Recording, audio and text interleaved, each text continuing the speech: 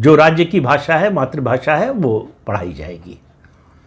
इसको रिजेक्ट किया तमिलनाडु ने, CN अन्नादुरई की सरकार ने, और कहा कि हम 2 लैंग्वेज फार्मूला पर काम करेंगे।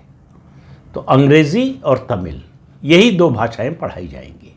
उनका कहना था कि ये 3 लैंग्वेज फार्मूला एक तरह से पूरे देश में समानता लागू करने और हिंदी थोपने की कोशिश है।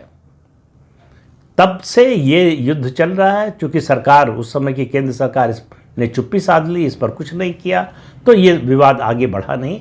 लेकिन भाषा को अपना राजनीतिक हथियार लगातार दोनों द्रविड़ पार्टियां, द्रमुक और अन्ना द्रमुक, दोनों, इसमें कोई पीछे नहीं था। जो सत्ता में रहता था वो ज़्यादा उग्र दिखाई देता था, जो विरोध में था वो भी उग्र दिखता था, लेकिन सत्ता से बाहर होने के कारण उसकी बात उतनी सुनी नहीं जाती थी।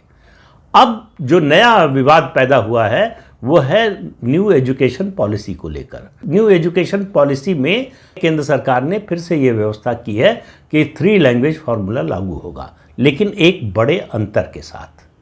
इसमें यह कहा गया है कि हिंदी अनिवार्य नहीं होगी इन 3 भाषाओं में। आप जो है कोई भी 3 भाषाएं, भारतीय भाषाएं, अंग्रेजी के अलावा बाकी 2 कोई भी भारतीय भाषाएं पढ़ा सकते हैं।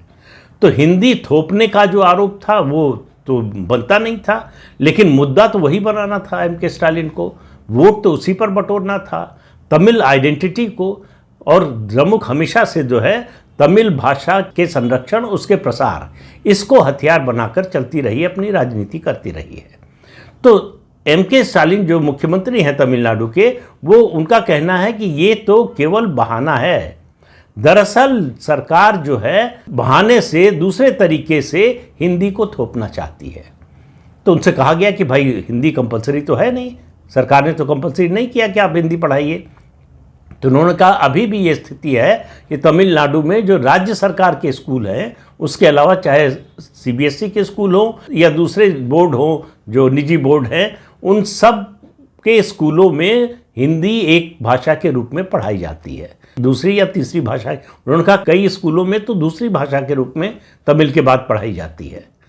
और दूसरा उनका एतराज़ है कि सरकार ने इसको जोड़ दिया है स्टेट की फंडिंग से, कि जो राज्य न्यू एजुकेशन पॉलिसी को लागू नहीं करेगा, केंद्र सरकार से उसको आर्थिक मदद नहीं मिलेगी, आर्थिक सहायता नहीं मिलेगी।